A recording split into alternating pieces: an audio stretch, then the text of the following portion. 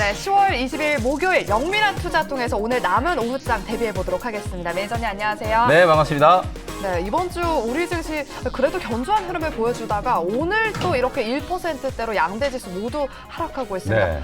또다시 한번 급락이 나오는 건지 좀 우려가 되는데 어떻게 보실까요? 개인 투자자분들이 아마 이제 시장 하락만 나오면 좀 걱정이 많이 되실 거예요. 맞아요. 워낙 이제 최근에 시장의 변동성이 조금 심했었기 때문에 어제 한 10시를 넘어가서부터 잠재되어 있던 악재들이 막 시장에 이제 좀 나오고 있는 과정이거든요. 네. 소위 말해서 이제 불확실성이 증대되는 시장이 또 연출이 좀 되다 보니까 오늘 우리 시장이 이제 낙폭이 좀 커지고 있는데요.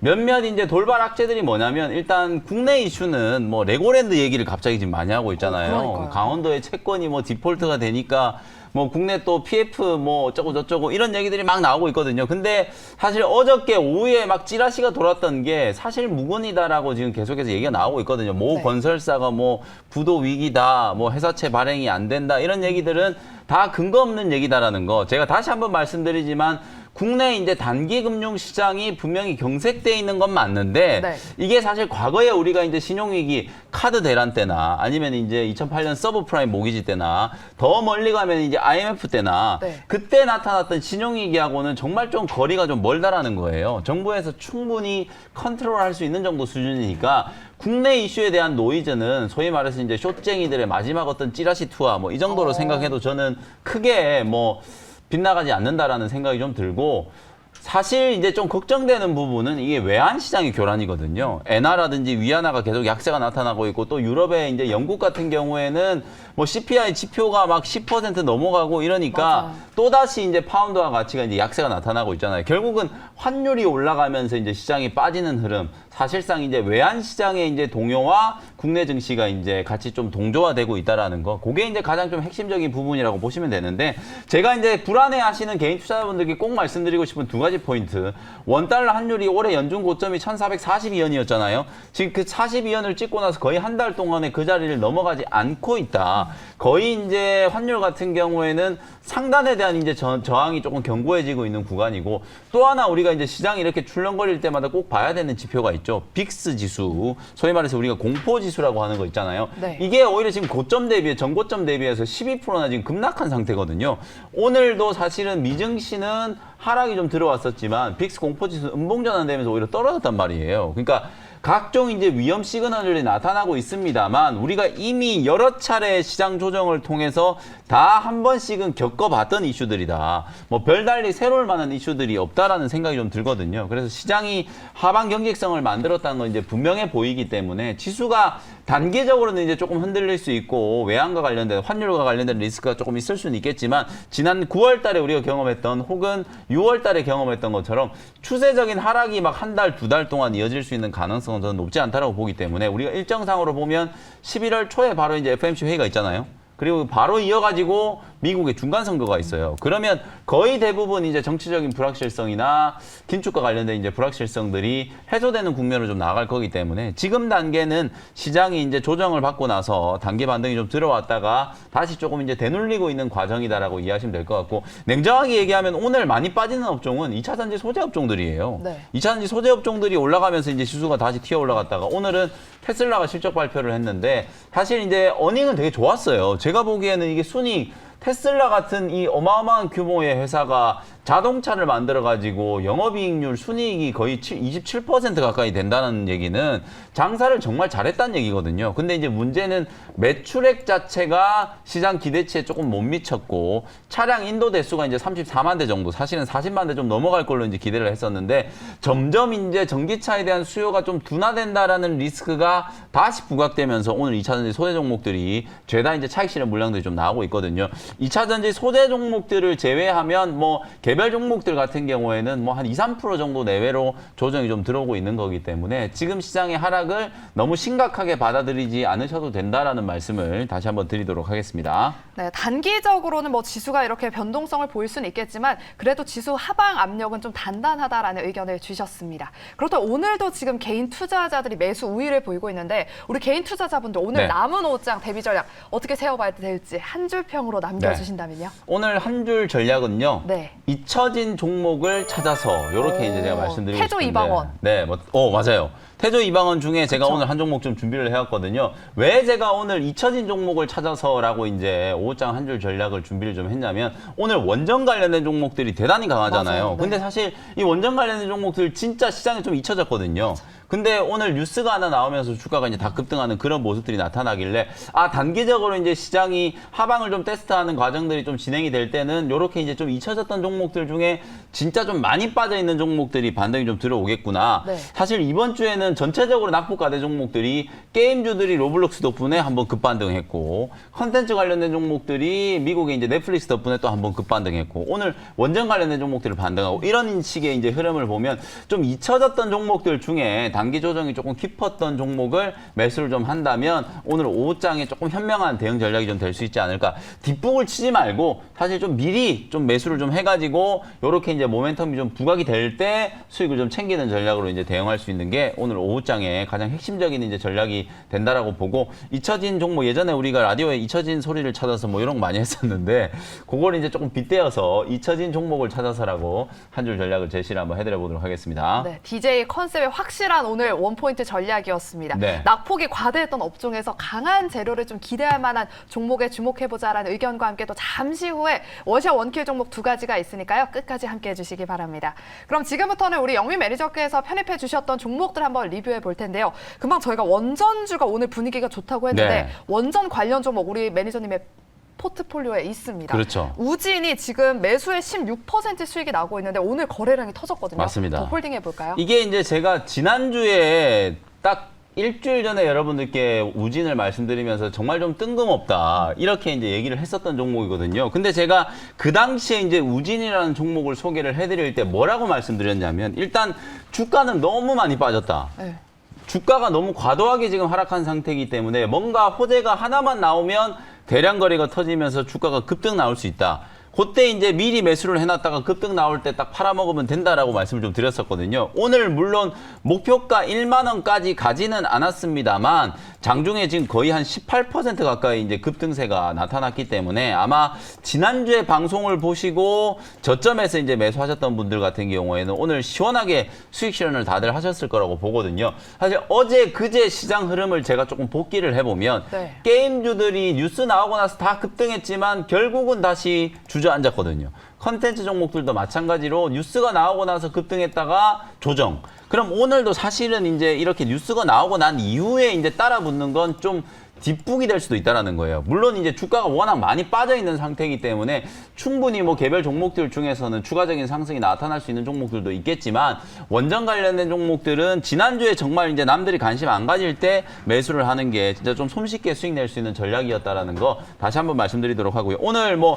한전 산업 포함해가지고 한신기계, 뭐 우진, 뭐 이런 종목들, 그 다음에 G2파워 같은 종목들은 장중에 상한가까지 막 급등을 하는 그런 모습들이 좀 나타났기 때문에 시세를 이제 좀 연속성을 가지는 게 좀 힘든 시장이라는 걸 감안했을 때는 우진도 오늘 오전장에 차익 실현이 조금 좋은 전략이 좀 아니었을까. 만약에 매도를 좀 못하신 분들 같은 경우에는 9,500원에서 10,000원 정도를 익절 라인으로 좀 설정을 해놓고 매도 대응을 한번 해보시죠. 다만 폴란드 원전 수주가 이제 가시화됐다 그랬잖아요. 네. 2주 안에 계약을 이제 할 수 있다라는 게 오늘 뉴스로 보도가 된 거기 때문에 아마도 또 계약쯤 해서 계약이 또 나오거나 하면 한 번 더 튀어 올라갈 수 있거든요. 그때를 타겟으로 이제 갖고 가시는 분들 입장에서는 또 한 2주 정도 만약에 중간에 뭐 조정이 좀 있다라고 하더라도 실제 본계약 체결과 관련된 모멘텀을 노리시는 분들은 오늘 또 눌림목을 이용해서 뭐 공략을 하셔도 괜찮을 것 같아. 이렇게 말씀드리겠습니다. 네, 우진은 한 9,500원에서 10,000원 정도 선으로 익절선을 제시해 주셨습니다. 다음으로 리뷰할 종목은요.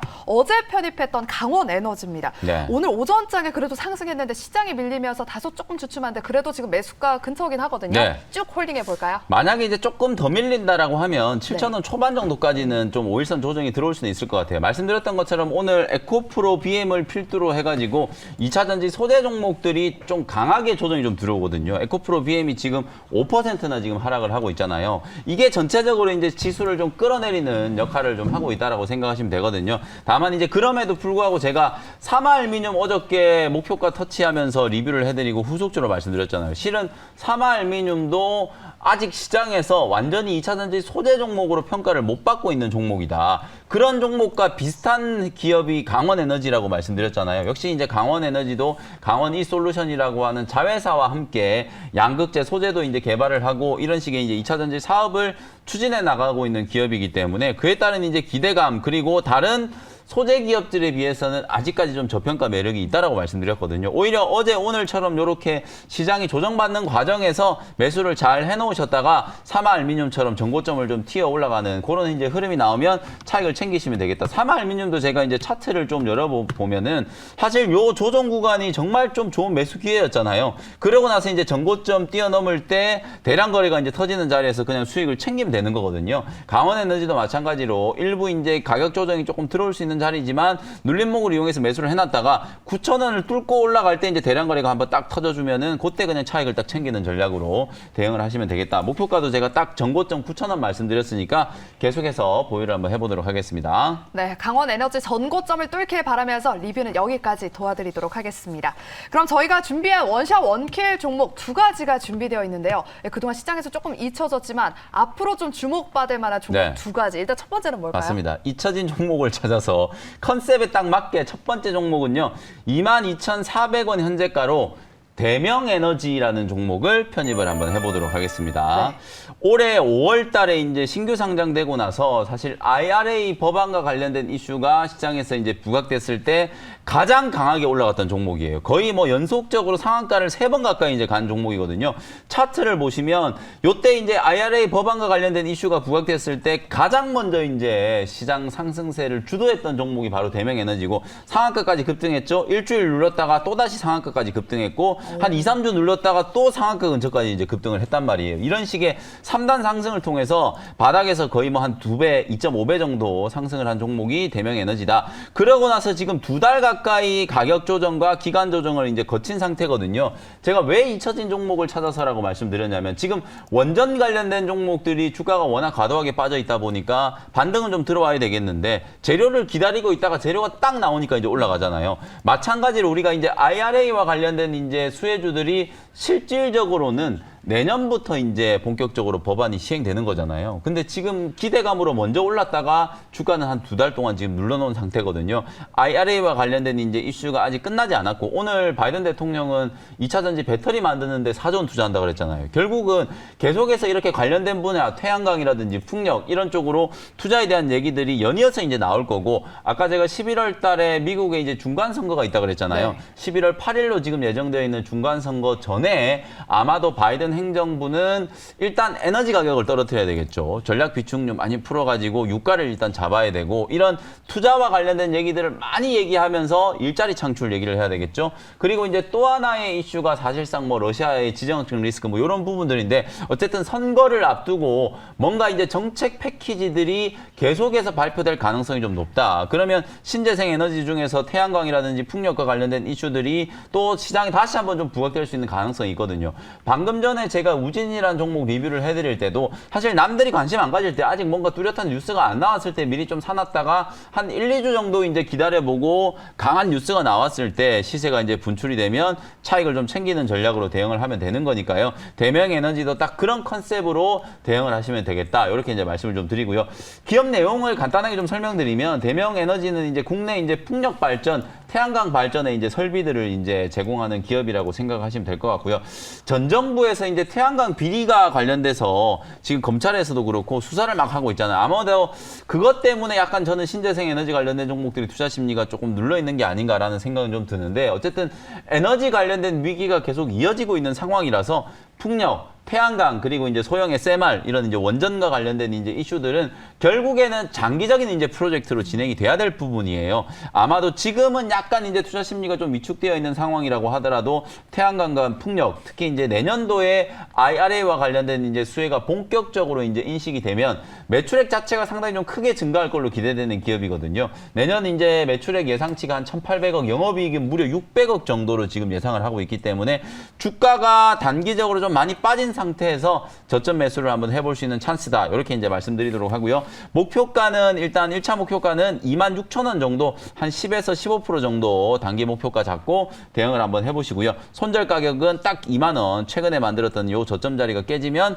손절 매도한다라는 생각으로 대응을 한번 해보시면 되겠습니다. 네, 오늘의 첫 번째 원샷 원킬 종목은 정부의 정책 기대감을 가진 신재생 관련 종목 대명에너지 주목해 보시기 바랍니다. 목표가 26,000원 제시해 주셨고요. 손절가는 2만 원입니다. 그렇다면 이제 두 번째 종목 남아 있는데 두 번째 네. 종목은 어떤 모멘텀을 가졌을까요? 두 번째 종목은 이제 미중 갈등과 관련된 이슈. 요것도 지금 약간 이번 주 들어서서 수면 아래로 좀 가라앉고 있는데 네. 다음 주쯤 되면 이게 결국은 또 중간 선거 얘기를 자꾸 할 수밖에 없을 것 같은데 미국의 이제 어떤 정부든 간에 중국 때리기를 해가지고 선거에서 다들 재미를 좀 봤어요. 맞아요. 아마도 지금 미국 국민들이 대체로 아직까지는 반중 정서가 좀 강하거든요. 그래서 이게 중국 때리기가 아마 선거 전까지 계속된다라고 보면 이런 종목들이 또 부각이 좀 될 수 있거든요. 네. 그래서 4,830원에 동국 RNS라는 종목을 편입을 한번 해보도록 하겠습니다.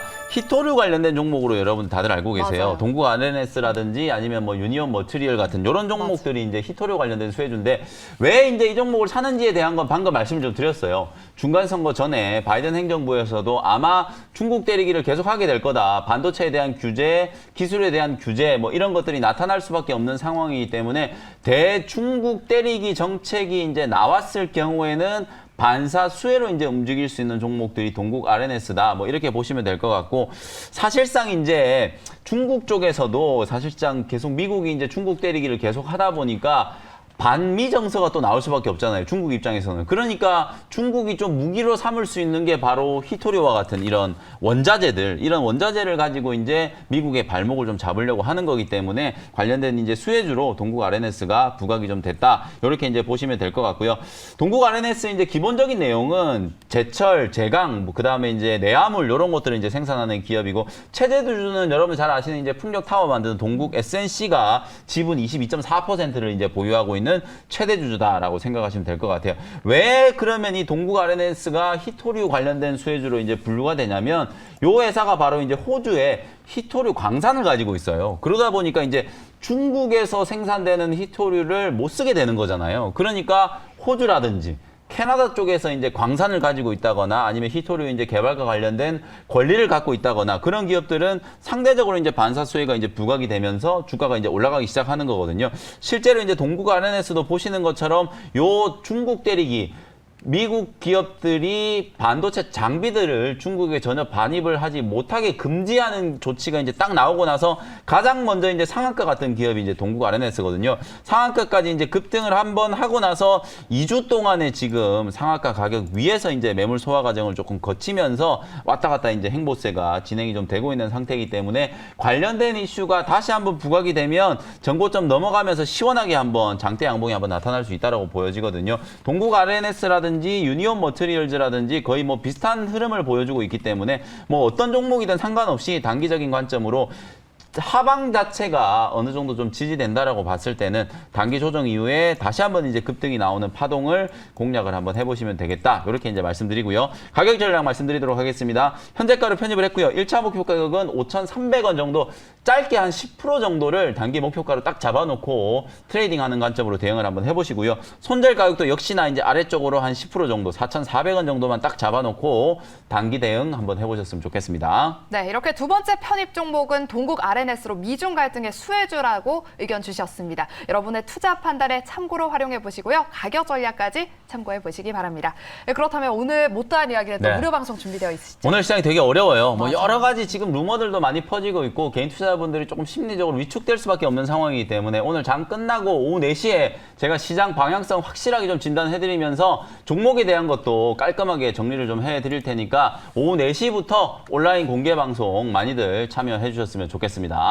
네, 알겠습니다. 오후 4시 김영민 매니저의 무료 방송도 함께 보시고요. 오늘 저희가 이야기 나눈 거는 우리 매니저님의 개인적인 의견이니까요. 맞습니다. 여러분들 네. 투자 판단에 일단 참고로 활용해 보시고 또 소개해드린 두 가지 종목은 여러분들 공부하셔서 투자 판단에 참고로 활용해 보시기 바랍니다. 여러분들 오후장에서도 성공 투자하시길 바라겠고요. 오후 4시 김영민 매니저의 무료 방송까지 함께 해주시기 바랍니다. 그렇다면 저희가 준비한 순서는 여기까지고요. 저희는 내일 다시 이 시간에 다시 찾아오도록 하겠습니다. 오늘도 함께 해주신 여러분 고맙습니다.